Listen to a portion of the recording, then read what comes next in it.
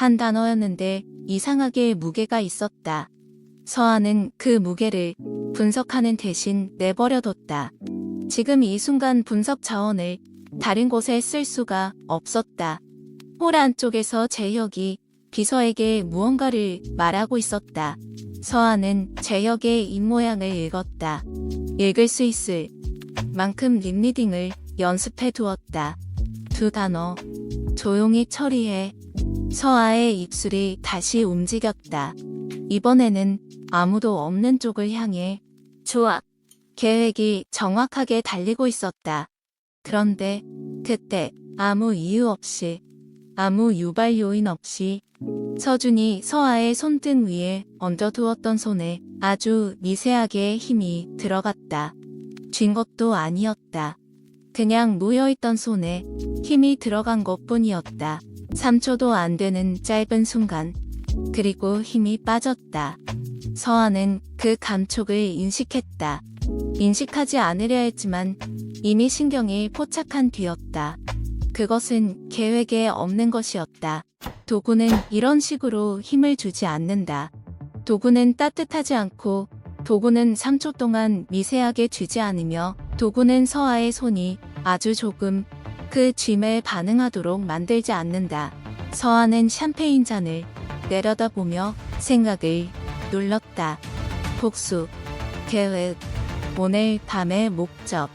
그것으로 충분했다. 충분해야 했다. 홀 저쪽에서 재혁이 서아의 쪽으로 다시 시선을 보내왔다. 거기엔 분노보다 더 위험한 것이 있었다. 분노는 소리를 내지만 저 눈 안에 있는 것은 소리를 삼키고 있었다. 서아는 그 시선을 정면으로 받으며 아주 천천히 입술의 한쪽을 올렸다. 그리고 이 밤이 시작되었다는 것을 두 사람은 동시에 알았다. 서아의 클러치 안에서 진동이 왔다. 모르는 번호였다. 그러나 문자의 첫 줄이 미리 보기로 보였다. 한사아 씨, 오늘 파티에 가지고 들어가신 것 말고 제가 따로 확보해둔 게 있습니다. 3년 전 병원 기록 원본입니다. 발신인 이름 없음. 그러나 문자 말미에 딱 한 줄이 더 있었다. 협력 의사 있습니다. 단 윤서준이 모르게. 포지타노는 예상대로 아름다웠다. 낭떠러지에 매달린 집들, 물감을 엎질러 놓은 것처럼 선명한 지중해의 색, 공기에 섞인 소금과 올리브 냄새. 서아는 택시 창문으로 그 광경을 바라보며 아무것도 느끼지 않으려 했다. 신혼여행지로 고른 건 서준이었다. 서아는 도시 이름을 들었을 때 잠깐 멈칫했지만 이유를 묻지 않았다. 질문은 관심이고 관심은 균열의 시작이었다. 옆자리에서 서준이 창밖을 보고 있었다. 그도 아무 말이 없었다. 두 사람의 침묵은 공항에서 내릴 때부터 지금까지 지속되고 있었다. 불편한 침묵은 아니었다. 그것이 약간 불편했다. 서아는 무릎 위에 얹은 클러치를 손끝으로 가볍게 두드렸다. 어젯밤 파티가 끝나고 호텔로 돌아왔을 때 서준은 문자를 보여달라고 하지 않았다. 서아도 먼저 꺼내지 않았다. 두 사람 모두 그것이 오늘 이후의 문제라는 걸 알고 있었다. 지금 당장은 신혼 부부여야 했다. 포지타노의 언덕을 달리는 택시 안에서 그 역할의 무게가 처음으로 실감났다. 호텔은 언덕 중턱에 있었다. 건물 자체가 절벽에 기댄 것처럼 지어진 곳이었고 로비에서 테라스로 나가면 바다가 수평선까지 통째로 열려 있었다. 서아는 짐을 들고 걸어 들어오면서 잠깐 걸음이 느려졌다. 의도하지 않은 반응이었다. 아름다운 곳이었다. 그 사실을 인정하는 데 감정을 쓸 필요는 없었다. 체크인 카운터에서 직원이 두 사람을 보며 이탈리아어로 무언가를 말했다. 서준이 영어로 예약자 이름을 확인해줬고 직원이 키를 꺼내며 활짝 웃었다. 허니문이세요? 축하드립니다. 최고의 뷰가 있는 방으로 모셔드렸어요. 감사합니다. 서준이 대답했다. 서아는 옆에서 미소를 유지했다. 좋은 호텔 직원은 손님의 얼굴을 읽는다. 이 직원은 좋은 직원이었다.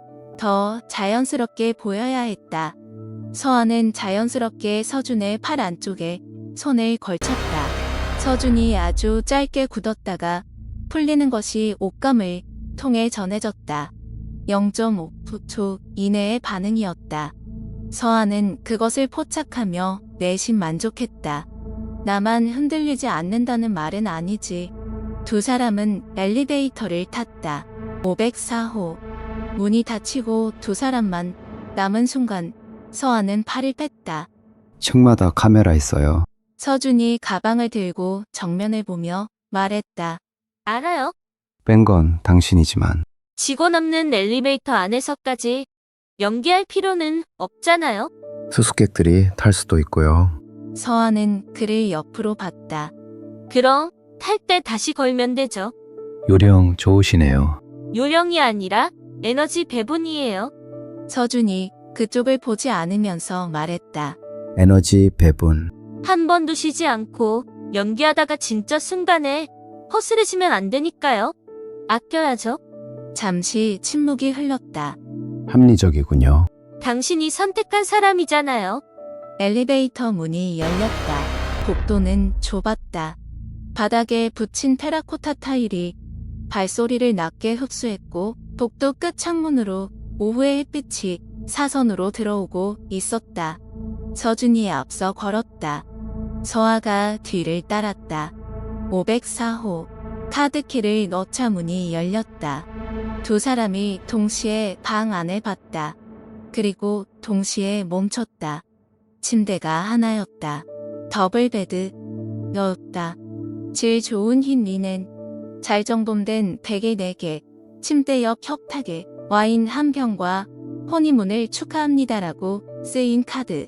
창밖으로 바다가 보였다. 테라스가 딸린 아마 이 호텔에서 가장 좋은 방이었다. 침대가 하나였다. 서아는 방을 한 바퀴 훑었다. 소파는 창가 쪽에 작은 것이 하나 있었다. 1인 용이었다. 허리를 세우고 앉는 용도로는 충분하지만 누군가 눕기에는 명백히 부족한 크기였다. 더블로 예약한 거예요? 서아가 짐을 내려놓으며 물었다. 트윈으로 예약했어요. 서준의 목소리가 낮게 떨어졌다. 카드를 들여다보고 있었다. 변경됐군요. 허니문 패키지 업그레이드가 자동으로 적용된 모양이에요. 서아는 침대를 다시 봤다. 넓은 침대였다. 어른 2명이 누워도 서로 닿지 않을 만큼 논리적으로는 문제가 없었다. 계약 관계에 있는 두 사람이 각자의 영역을 명확히 하면서 같은 공간에 있는 것은 전혀 이상하지 않았다. 그 논리가 즉각적으로 서아의 머릿속을 정리해주지 않는다는 것이 다만 짧게 불편했다. 내려가서 바꿔달라고 해요. 여기 허니문 시즌이에요. 트윈은 없을 거예요. 물어보기라도. 물어봐도 되지만 서준이 창가 쪽으로 걸어가며 말했다. 트윈이 없으면 이 방보다 낮은 층으로 옮겨야 해요. 듀가 없는. 서아가 그를 봤다. 그게 왜요? 우리는 지금 누군가에게 보이는 위치에 있어요. 허니문 부부가 허니문 방 업그레이드를 마다하고 낮은 방으로 옮기는 건 어색하죠. 직원들은 기억해요. 서아는 잠시 생각했다. 틀린 말이 아니었다. 재혁은 서아가 포지타노에 있다는 것을 알고 있었다. 파티장에서 그 눈이 말하고 있었다. 그가 사람을 붙이지 않는다는 보장은 없었고 이 호텔 직원 중 누가 어느 쪽 사람인지 지금으로서는 확인할 방법이 없었다. 좋아요. 서아가 가방을 들어 짐 거치대 위에 올렸다. 그러면 이건 어떻게 할 건데요? 서로 경계를 명확히 하면 되죠. 경계. 이쪽이 제 영역이에요. 서아가 침대의 왼쪽 판을 손으로 가리켰다. 저쪽이 당신 것이고. 서준이 그것을 보며 짧게 고개를 끄덕였다. 이 일을 제기하지 않았다. 서아는 그가 이 일을 제기하지 않는다는 것이 어딘지 모르게 더 이상했다. 그러나 그 이상함의 이유를 파고들지 않기로 했다. 짐 정리는 20분 만에 끝났다. 두 사람은 서로의 영역에서 각자의 방식으로 움직였다. 서준은 노트북을 꺼내 무언가를 확인했고 서아는 테라스로 나가 바다를 바라봤다. 오후의 바람이 소금 냄새를 싣고 왔다. 아래쪽 선착장에서 배 한 척이 천천히 움직이고 있었다. 서아는 난간에 팔꿈치를 얹고 그 장면을 보면서 어젯밤의 문자를 다시 떠올렸다.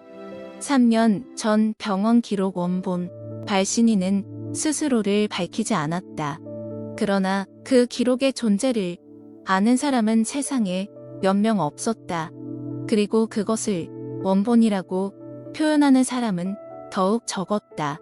서아 본인이 원본을 어디 보관하는지 알고 있었고 그것이 지금 누군가 다른 사람의 손에 있다는 의미였다. 윤서준이 모르게 그 문자의 마지막 줄이 지금도 눈에 걸렸다. 이유를 서아는 잘 알고 있었다. 서준에게는 자신의 복수 전체를 공유할 필요가 없었다. 계약은 그의 목적과 서아의 목적이 교차하는 부분에서만 작동하면 충분했다. 그 바깥의 것들은 각자의 것이었다. 그러나 지금 이 상황에서 이 방에서 저 침대 하나를 사이에 두고 같은 공간을 쓰게 된 지금 경계를 유지하는 것이 왜 오늘은 조금 더 구체적인 의지를 필요로 하는지는 서아는 그 생각을 바다 쪽으로 밀어냈다. 저녁 식사는 호텔 레스토랑에서 하기로 했다. 신혼부부가 방에만 있는 건 어색하다고 서준이 말했고 서아도 동의했다. 부부인 첫 공공장소에 등장하는 것은 계획의 일부였다. 레스토랑 입구에서 서준이 서아의 뒤에서 자연스럽게 걸음을 맞췄다. 직원이 두 사람을 안내하는 동안 그가 서아의 등 뒤에 가까이 있었고 서아는 그 체온을 등으로 느끼며 아무렇지 않은 얼굴을 유지했다. 테이블은 테라스 쪽이었다. 바다가 보이는 자리. 직원이 의자를 빼주었고 서준이 먼저 의자를 잡아 서아가 앉을 자리를 정돈해줬다. 작은 동작이었다. 그러나 연습된 것처럼 자연스러웠다. 서아는 의자에 앉으며 조용히 확인했다. 이 사람은 어디서 배운 걸까? 아니면 원래 이런 사람인 걸까? 생각이 많아 보이는군요. 서준이 메뉴판을 보며 말했다. 직업병이에요. 어떤 직업에? 생각 많은 사람이라는 직업이요. 서준이 메뉴판 위로 눈을 들어 잠깐 서아를 봤다가 다시 내려봤다. 먹는 거, 가리는 거 있어요? 조개류 알레르기. 알겠어요. 그는 직원을 불러 이탈리아어로 조개 성분이 있는지 확인하며 주문을 넣었다. 서아는 그것을 듣다가 눈을 창밖으로 돌렸다. 이탈리아어를 하는 줄은 몰랐다. 알 필요 없는 사실이었다. 저녁은 조용했다. 두 사람은 필요한 말만 했다. 그것이 편하다는 것이 약간 이상했다. 서아는 보통 침묵을 상대의 속을 읽는 시간으로 썼다. 그러나 이 남자의 침묵은 읽히는 것이 없었다. 표면이 고요한 게 아니라 처음부터 아무것도 드러내지 않는 종류의 조용함이었다. 식사가 끝나갈 때쯤 서준의 휴대폰이 짧게 진동했다. 그가 화면을 보며 이마에 미세한 선이 생겼다가 사라졌다. 제역이에요? 서아가 조용히 물었다. 제역 측 사람이요. 우리가 어느 호텔에 있는지 파악한 것 같아요. 예상했어요. 저도요. 두 사람의 시선이 잠깐 맞닿았다. 그러면 내일부터는 더 철저하게 보여야겠네요.